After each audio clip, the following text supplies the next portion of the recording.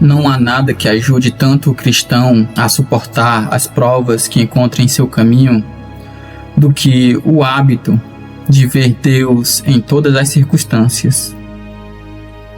Não há circunstância, por mais trivial ou comum que seja, que não possa ser considerada como um mensageiro de Deus. Se apenas o ouvido tiver sido circuncidado para ouvir e a mente for espiritual para entender a mensagem.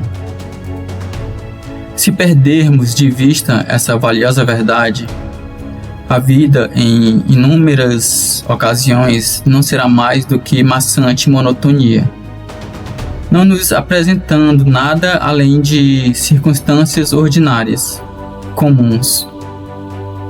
Por outro lado, se pudermos lembrar, à medida que começamos cada novo dia, que a mão de nosso Pai pode ser identificada em cada cena, se pudermos ver, tanto na menor como na mais pesada circunstância, um pouco da presença divina, quão significativa não se tornará a história de cada um de nossos dias. O livro de Jonas ilustra essa verdade de forma marcante. Ali aprendemos aquilo que tanto precisamos lembrar. Não há nada comum nem normal para o cristão. Tudo é extraordinário. As coisas mais comuns, a mais simples circunstância ocorrida, revelam na história de Jonas as evidências da intervenção especial. Para ver esses instrutivos pontos, não é necessário entrar em alguma exposição detalhada do livro de Jonas. Precisamos apenas de uma expressão que sempre de novo aparece, ou seja, o Senhor preparou. No capítulo 1, o Senhor enviou um forte vento ao mar, e esse vento continha a solene voz para o ouvido do profeta, se apenas ele estivesse atento para ouvir. Jonas é que precisava de ensino. Foi para ele que o mensageiro foi enviado. Os pobres marinheiros pagãos, sem dúvida, já haviam muitas vezes se deparado com uma tempestade.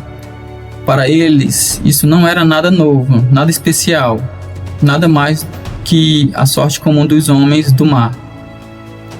Contudo, era especial e extraordinário para um indivíduo a bordo. Embora esse estivesse adormecido no porão do navio. Em vão tentaram os marinheiros reagir à tormenta. Nada ajudaria enquanto a mensagem do Senhor não tivesse alcançado o ouvido daquele para quem ele havia sido enviada. Seguindo Jonas um pouquinho mais, percebemos outra ocasião em que podemos identificar Deus em todas as circunstâncias. Ele é levado a novas circunstâncias, contudo, não está além do alcance dos mensageiros de Deus. O cristão não pode nunca se encontrar numa posição em que a voz do seu Pai não possa lhe alcançar o ouvido, ou em que a mão do seu Pai não possa alcançar sua situação.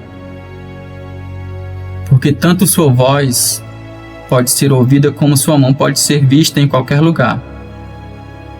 Dessa forma, quando Jonas foi lançado para dentro do mar, deparou o Senhor um grande peixe, para que tragasse a Jonas. Aqui também vemos que não há nada comum para o Filho de Deus. Um grande peixe não era nada incomum. Há muitos deles no mar, contudo, o Senhor preparou um para Jonas, de forma que ele fosse o mensageiro de Deus para sua alma.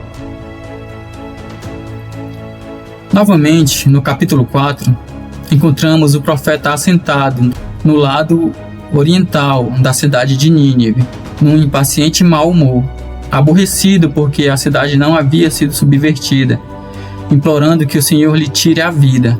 Parece que ele havia esquecido a lição aprendida durante os 3 dias de viagem nas profundezas do mar, e por isso precisava de uma nova mensagem de Deus. E o Senhor lhe preparou uma aboboreira. Isso é muito instrutivo. De fato, nada havia de incomum na circunstância da aboboreira. Outros homens, de certo, viam milhares delas e, além do mais, possivelmente se assentavam junto à sua sombra e nada viam de extraordinário nelas. Mas a aboboreira de Jonas dava mostras da mão de Deus e formava um elo, um importante elo na corrente das circunstâncias através das quais, pelo desígnio de Deus, o profeta estava passando. A aboboreira agora, como o grande peixe anteriormente, embora muito diferentes quanto à espécie, era o mensageiro de Deus para sua alma.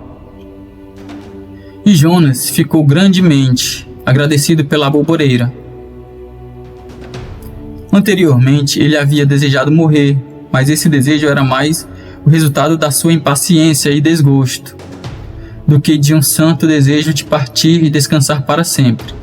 Era mais aflição pelos acontecimentos presentes do que a alegria do futuro que fazia com que desejasse partir daqui. Muitas vezes é isso que acontece. Frequentemente estamos ansiosos de nos ver livres das pressões desta vida. Mas se essas pressões fossem removidas, o desejo cessaria.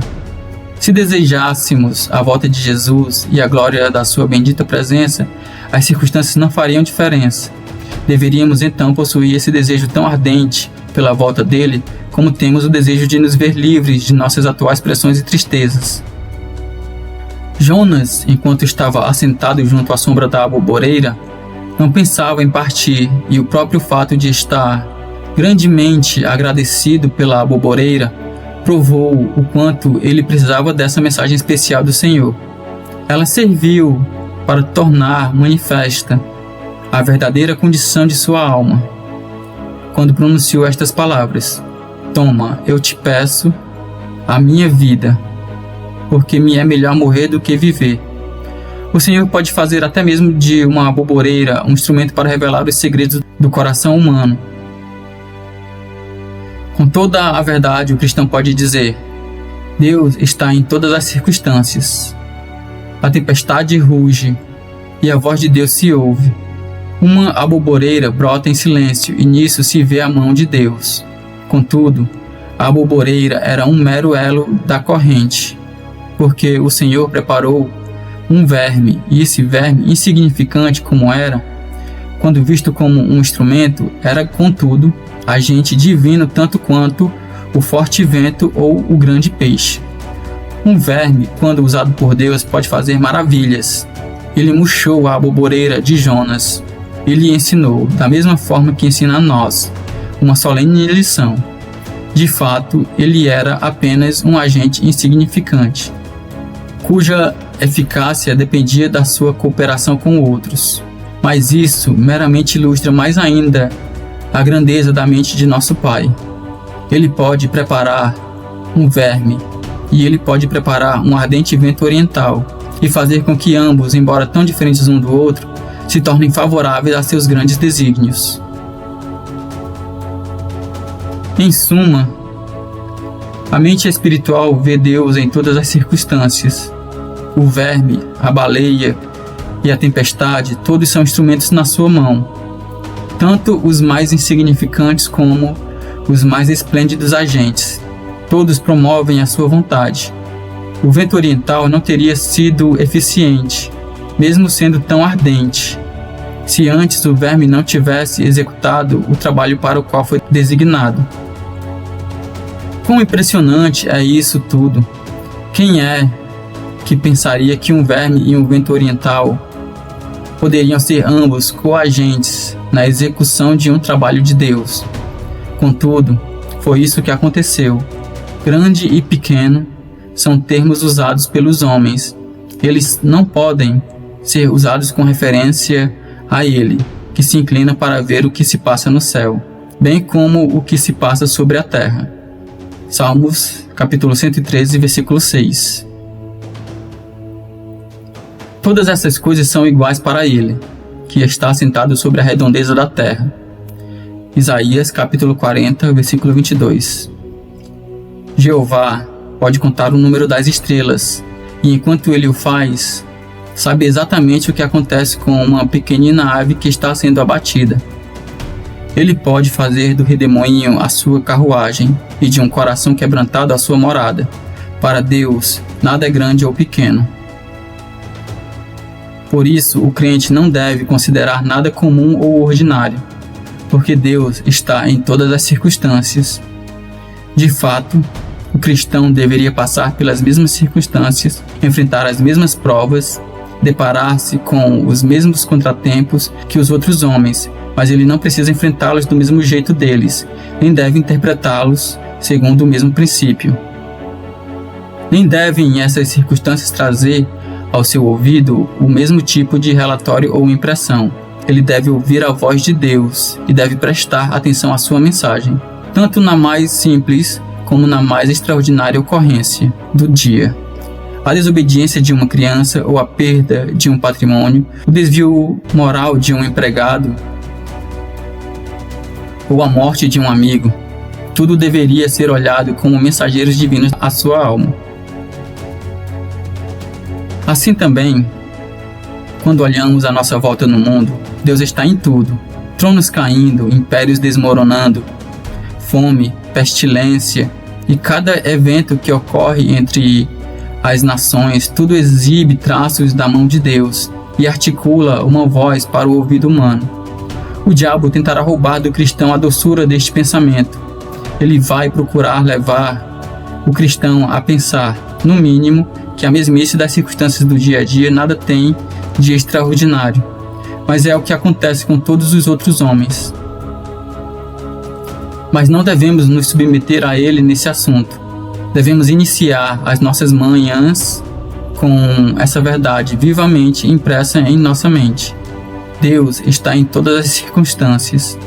O sol que corre os céus em brilhante esplendor e o verme que se arrasta pelo caminho foram ambos preparados por Deus, e mais ainda, podem ambos juntamente cooperar no desenrolar dos seus insondáveis desígnios. Gostaria de mencionar, por fim, que o único que andou constantemente à luz desta preciosa e importante verdade foi nosso bendito Mestre. Ele viu a mão do Mestre e ouviu a voz do Pai, em todas as circunstâncias. Isso transparece, de forma especial, nos seus momentos de mais profundo sofrimento. Ele se expressou no jardim do Getsemane com estas notáveis palavras: não beberei, porventura, o cálice que o Pai me deu? João, capítulo 18, versículo 11. Dessa forma, reconhecendo plenamente que Deus está em todas as circunstâncias.